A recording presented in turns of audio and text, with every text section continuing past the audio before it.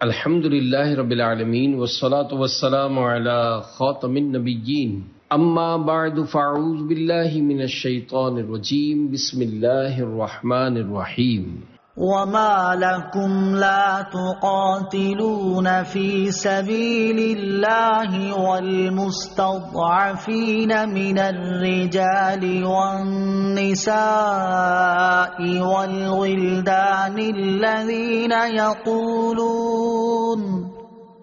يقولون ربنا أخرجنا من هذه القرية الظالم أهلها واجعل لنا من لدنك وليا واجعل لنا من لدنك نصيرا۔ ترجمہ: اور تمہیں کیا ہو گیا کہ تم اللہ کے راستے میں نہ لڑو اور کمزور مردوں اور عورتوں اور بچوں کی خاطر نہ لڑو، جو یہ دعا کر رہے ہیں کہ اے ہمارے رب، ہمیں اس شہر سے نکال دے جس کے باشندے ظالم ہیں، اور ہمارے لیے اپنے پاس سے کوئی حمایتی بنا دے اور ہمارے لیے اپنی بارگاہ سے کوئی مددگار بنا دے۔ وما لکم لا تقاتلون فی سبیل اللہ، اور تمہیں کیا ہو گیا کہ تم اللہ کے راستے میں نہ لڑو۔ ارشاد فرمایا کہ جہاد فرض ہے اور اس کے ترک کا تمہارے پاس کوئی عذر نہیں، تو تمہیں کیا ہو گیا کہ تم اللہ عز و جل کی راہ میں جہاد نہ کرو؟ حالانکہ دوسری طرف مسلمان مرد و عورت اور بچے ظلم کی چکی میں پس رہے ہیں اور ان کا کوئی پرسان حال نہیں، اور وہ رب العالمین عز و جل کی بارگاہ میں دعائیں مانگ رہے ہیں کہ اے اللہ عز و جل، ہمیں اس بستی کے ظالموں سے نجات عطا فرما اور ہمیں اپنے پاس سے کوئی مددگار عطا فرما۔ تو جب مسلمان مظلوم ہیں اور تم ان کو بچانے کی طاقت رکھتے ہو تو کیوں ان کی مدد کے لیے نہیں اٹھتے؟ آیت وما لکم لا تقاتلون فی سبیل اللہ سے معلوم ہونے والے مسائل۔ اس آیت سے تین باتیں معلوم ہوئی۔ نمبر ایک، جہاد فرض ہے، بلا وجہ جہاد نہ کرنے والا ایسا ہی گناہگار ہوگا جیسے نماز چھوڑنے والا، بلکہ کئی صورتوں میں اس سے بھی بڑھ کر ہے۔ البتہ یہ خیال رہے کہ جہاد کی فرضیت کی کچھ شرائط ہیں، جن میں ایک شرط استطاعت یعنی جنگ کی طاقت ہونا بھی ہے۔ جہاد یہ نہیں کہ طاقت ہو نہیں اور چند مسلمانوں کو لڑائی میں جھونک کر مروا دیا جائے۔ جہاد کبھی فرض عین ہوتا ہے اور کبھی فرض کفایہ۔ نمبر دو، آیت سے یہ بھی معلوم ہوا کہ مسلمانوں کو جہاد کی ترغیب دینے کے لیے مسلمانوں کی مظلومیت کا بیان کرنا بہت مفید ہے۔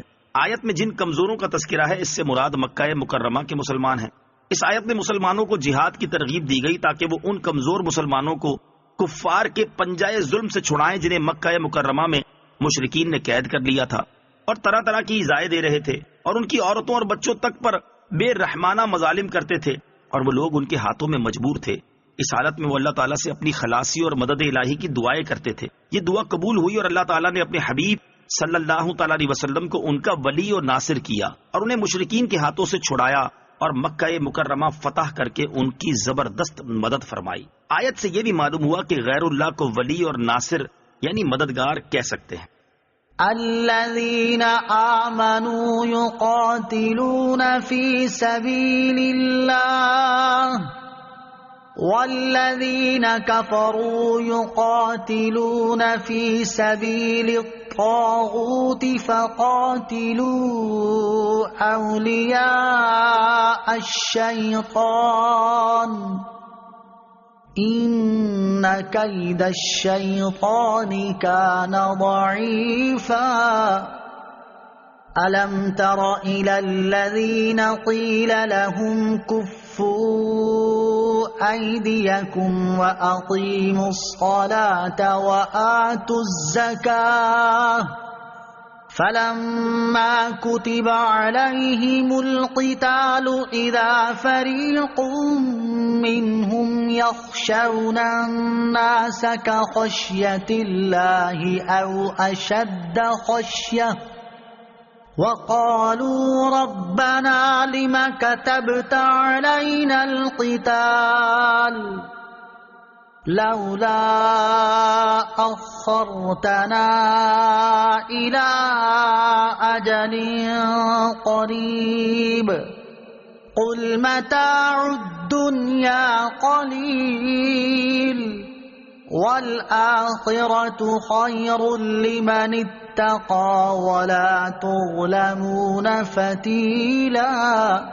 ترجمہ: ایمان والے اللہ عز و جل کی راہ میں جہاد کرتے ہیں اور کفار شیطان کی راہ میں لڑتے ہیں، تو تم شیطان کے دوستوں سے جہاد کرو، بے شک شیطان کا مکر و فریب کمزور ہے۔ کیا تم نے ان لوگوں کو نہ دیکھا جن سے کہا گیا اپنے ہاتھ روکے رکھو اور نماز قائم رکھو اور زکوٰۃ دو. پھر جب ان پر جہاد فرض کیا گیا تو ان میں ایک گروہ لوگوں سے ایسے ڈرنے لگا جیسے اللہ سے ڈرنا ہوتا ہے یا اس سے بھی زیادہ، اور کہنے لگے اے ہمارے رب تو نے ہم پر جہاد کیوں فرض کر دیا؟ تھوڑی سی مدت تک ہمیں اور مہلت کیوں نہ عطا کر دی؟ اے حبیب تم فرما دو کہ دنیا کا ساز و سامان تھوڑا سا ہے اور پرہیزگاروں کے لیے آخرت بہتر ہے، اور تم پر ایک دھاگے کے برابر بھی ظلم نہ کیا جائے گا. الم ترا، کیا تم نے نہ دیکھا؟ اس آیت مبارکہ کا شان نزول یوں ہے کہ مشرکین مکہ مکرمہ میں مسلمانوں کو بہت ایذائیں دیتے تھے. ہجرت سے پہلے صحابہ کرام رضی اللہ تعالیٰ عنہم کی ایک جماعت نے تاجدار رسالت صلی اللہ تعالیٰ علیہ وسلم کی خدمت میں عرض کی کہ آپ ہمیں کافروں سے لڑنے کی اجازت دیجیے، انہوں نے ہمیں بہت ستایا ہے اور بہت ایذائیں دی ہیں. حضور انور علیہ الصلوۃ والسلام نے فرمایا کہ ان کے ساتھ جنگ کرنے سے ابھی ہاتھ روک کر رکھو اور ابھی صرف نماز اور زکوٰۃ ادا کرو.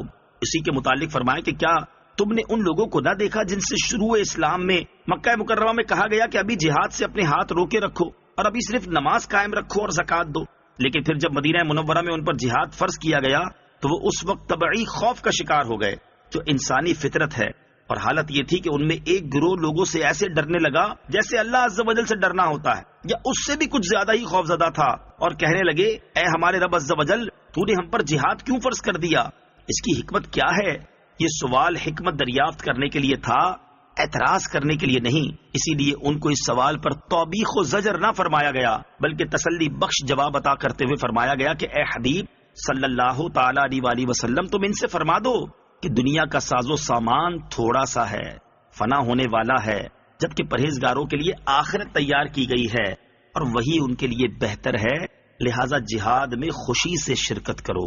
صدق اللہ العظیم.